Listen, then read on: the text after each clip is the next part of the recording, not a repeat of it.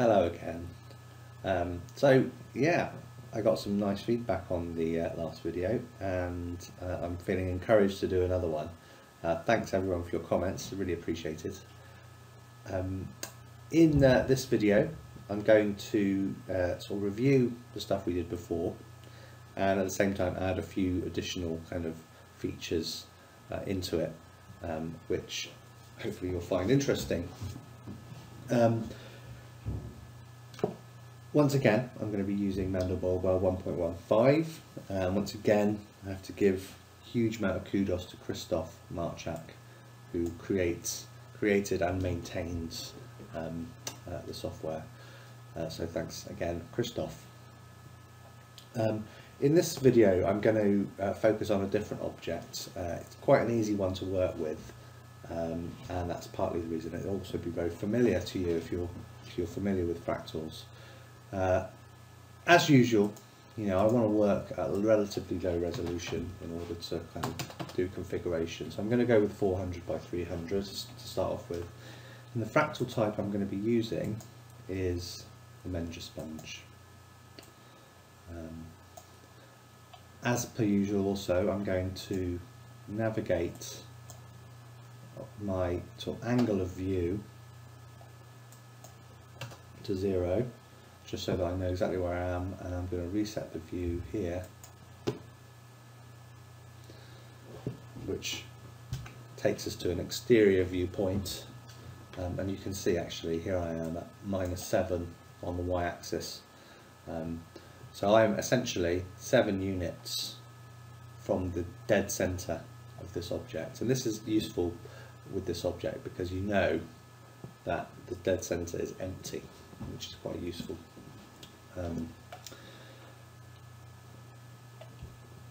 One thing I did late on in the last video, which I'm going to do earlier on this time, is change the kind of background colours. So under shaders we've got this area, background 1, 2 and 3, and that's the background in the XYZ axes essentially. So you'll find that depending on which angle you're viewing at, you're going to get mixtures of these particular colours.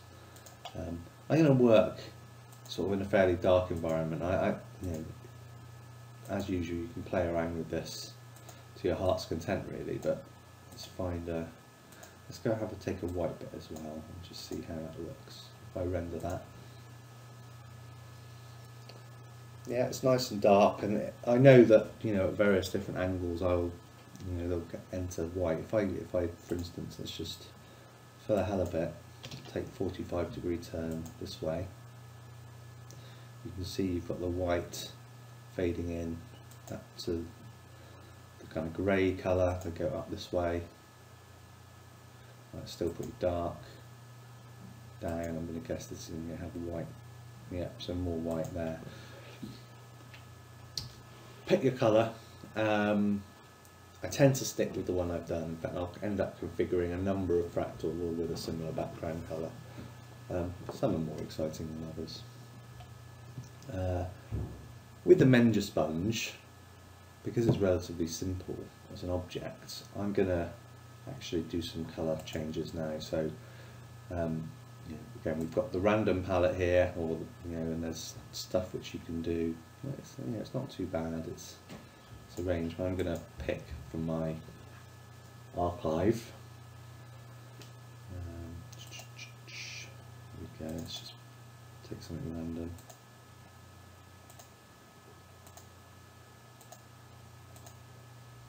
It's pretty hairy. Let's back here again. Let's go to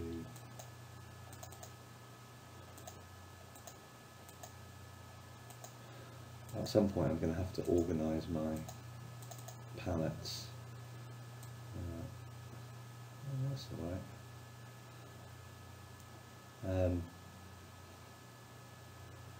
There's a lot of white in this one. I think white probably works quite well. I like the blue with the blue. Let's go with that. An additional thing I'm going to introduce for this video is the concept of reflection, which you can see under the shaders tab. If you set this up if I just set this to 1 and render it, you'll see that it does have a sort of reflective feel to it. I'm going to zoom in just to, it's changed it slightly, and you can see that there's kind of a subtle sort of sense of reflection happening there. If I put it up to 5, it's much more pronounced, but it's not a real reflection. It's not actually a reflection of the objects in itself. It's kind of imposed onto the object sort of after through the processing, but using one of the sort of textures that you can see here. It's actually the envelope environment map texture. So that's kind of superimposed onto it, so it looks a bit like a reflection, but it's not a true reflection of the object. And actually I do want a true reflection in this kind, so I'm going to take this back down to 1. I'm going to use this one, ray trace reflections. These are real reflections, and consequently it takes a lot longer to render these images typically, especially depending on the complexity. This, again, relatively straightforward image.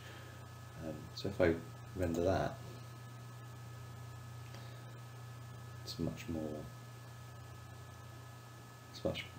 bright. It's actually very unusual. You can navigate to the left a little bit. Too much. I'm using this step for camera movement. It's not very precise, but it does often provide an easy navigation around. If I try and go a bit, it's almost too bright. That's the main thing. And what I was really going to say was that I typically won't be using, this is under shaders, a full reflection value of 1 for this, and often it will be 0.5, 0.6 for the best effects. If I render that, it's a bit more. You'll see when we get in closer that the reflection is actually, let's have a look. Where should we go? Let's just go in here.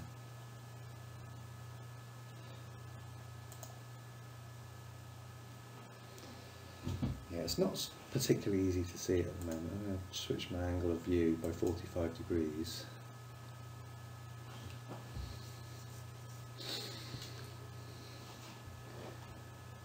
It's kind of quite subtle at this point. It's actually when you start introducing kind of lighting and what we call primitive shapes that this becomes more obvious that you've got a reflection there.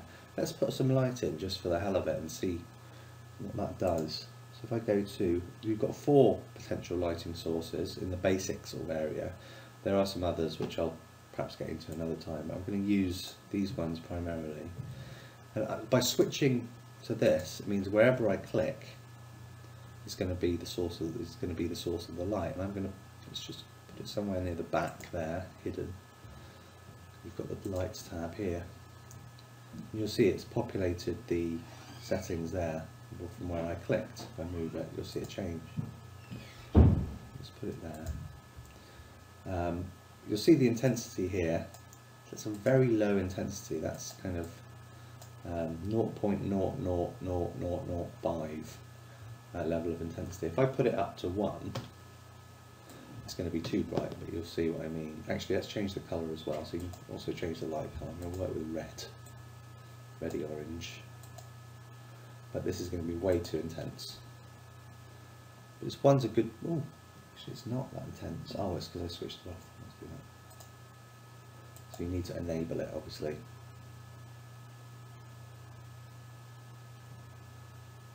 Yeah, look, way too intense. But that does provide you with a baseline.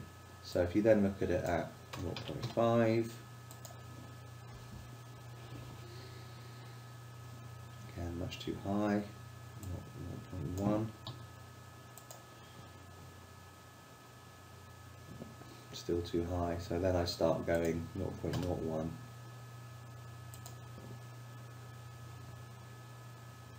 So you can start to see the effects there. Again, I'm going to drop it by a factor of 10 again.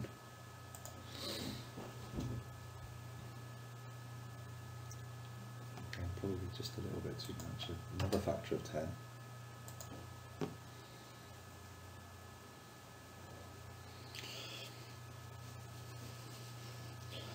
But you do start seeing kind of reflection here, which will make it's a bit more obvious that reflection is actually happening. You can see some reflections here. I mean, bearing in mind we are working at a low resolution here, so the reflective, it's not going to be quite so obvious. I'm going to now reset the view. I've got a light source in there. I'm at 45 degrees to the object. I'm going to go back to 0 degrees. I want a face-on view. Actually, no. Stop. Undo that. This gives me an opportunity to talk about a feature that someone did mention in the comments. So just go back to the view. And that was sort of the ability to kind of look at a plane surface. We've got a setting in here in the engine called enable limits, and this basically kind of allows you to set the amount of the fractal that you actually want to display. It's a little bit difficult to describe, but the best way to do it is to show you. So I'm going to essentially, this object is complete at the moment, and if you can see there's 10 from the center. The limits of this render are going to be at 10 in every direction from the center. So if I render it, it shouldn't make any difference because this object isn't 10 wide, it's probably 3 units. So that didn't make any difference. But if I reduce this to 0,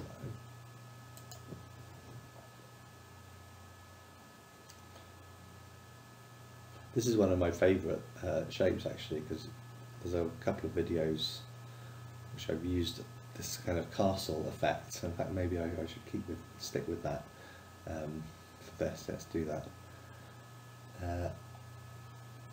So I'm going to rotate it really 90 degrees.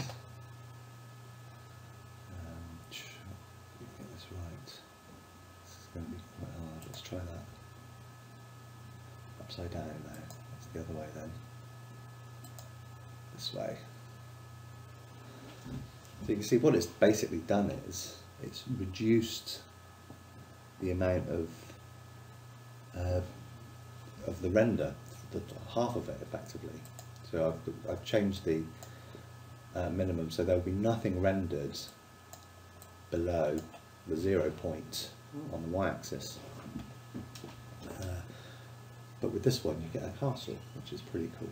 So let's stick with this. I'm going to get a slightly better angle on this castle. So let's just go 20 degrees. This can be a little bit confusing, the rotation with and without sort of gamma angle, but quite often if you're at a crazy angle in 3 dimensions, it's very difficult to understand exactly what direction you're facing and what impact a rotation will have. If you remove rotation without using gamma angle, it will stick with kind of the understandable angles. So now if I move the camera up using this one, it's going to take it out of view. I'm going to move downwards, go down.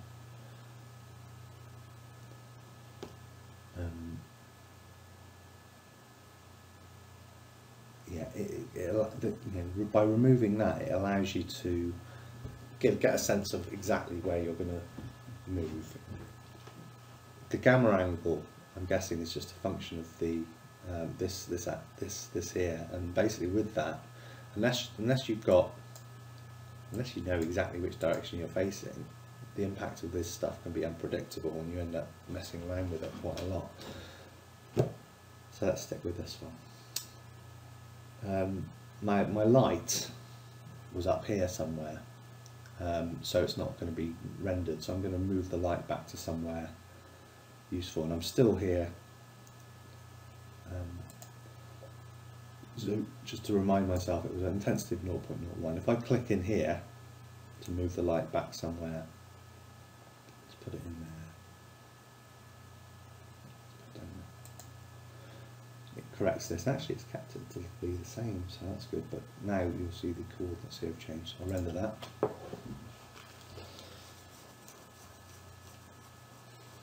At the distance we're at, you can see the light there, but it's not particularly strong.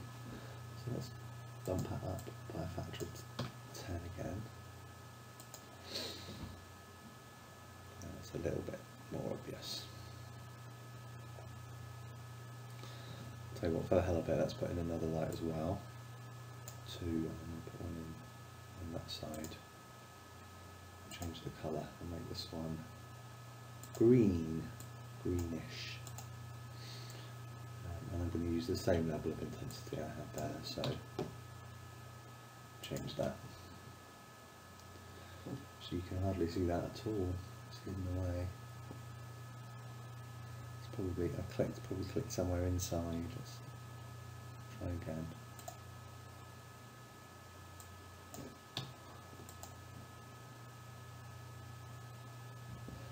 Just ramp it up a bit.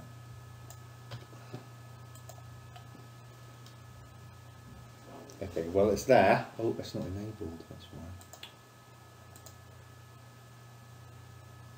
Oh, that's much lighter. Okay, so get it back down to the mark. Remember, you need to enable the lights. Okay, so we've got two lights. This gives me an opportunity to, again, sort of demo and another feature that I was going to introduce here. So I'm at 17 minutes, let's do this. I'm going to introduce some primitive shapes, and I'm going to look at the sphere shape. I'm going to enable that, and if I render, again, so this is the centre of the object, and luckily we know that the centre of this object is empty, so I'll be able to see it. This is essentially the diameter, I think.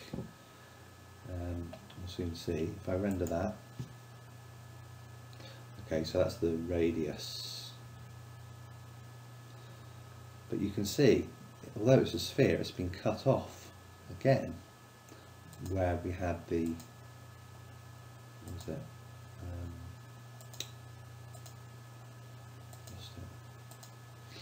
The enable limits. So it's much too big. I'm going to shrink it up. If I take it to 0.5, we're still going to get the object. It's much smaller, but it's still cut off. I'm going to bring it even lower, bring it down to 0.2.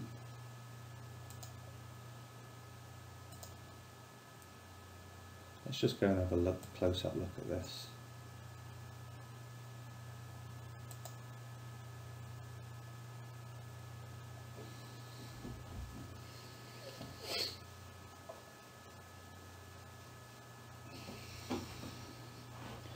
Cut off, but you know, I can avoid that. I can, if I'm going to change, I can, because we know this is the y-axis, so I'm going to put it further.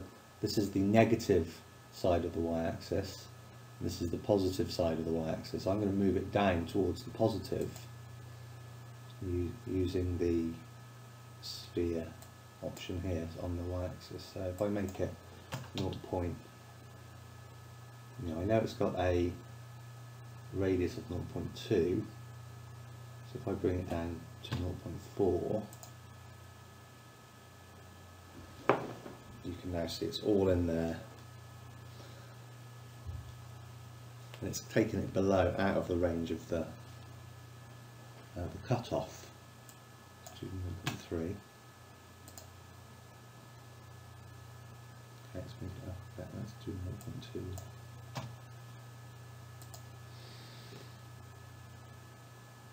So it's been cut off at 0.2 there. you can see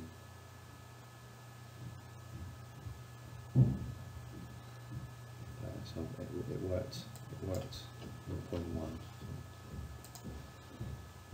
So that should be perfect. Okay, I'm going to do it as that.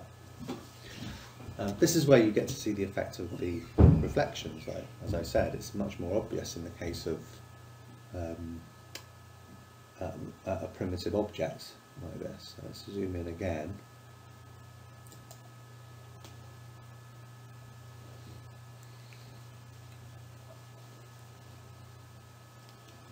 And you can see taking longer to render, and it will take longer to render at higher resolutions, but you get a nice reflection in the sphere. Can't see any of the lights there at the moment.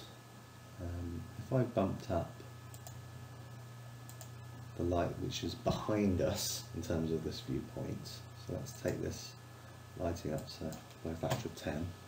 Oops.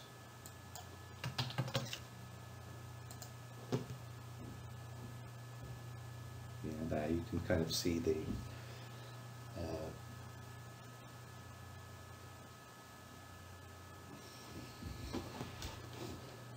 that light now behind us, and I think I'm going to stick with that as our sort of final render for this session. You might want to sort of play around with some depth of field. The one thing I'm not particularly happy about with this image is the background colour now that we set at the beginning. So if I go back to shaders, it's a bit grey. Let's make it more blue, and that should be sort of a more bluey, whitey background. There's more. The things I haven't played around with this image have been glow. It's glow. I've left that pretty. Haven't made any changes there. I haven't done any depth of field, though that might be an interesting, very short experiment. So let's look at post effects. Set the depth of field focus point. So if I focus on the object, primitive object, set that to on, update, the primary depth of field is working on the sphere. If I make it more obvious, you can see that there's the sphere is sort of in focus and the kind of background area isn't. Quite like that actually. What I'll do is I'll just centralise it a little bit so that the sphere is in the middle. So I'm going to be quite subtle about this. I want very small movements. I could use this absolute distance mode. Actually, let's do it with that. Right. It's quite high. So I'll take it back down half of that level. There.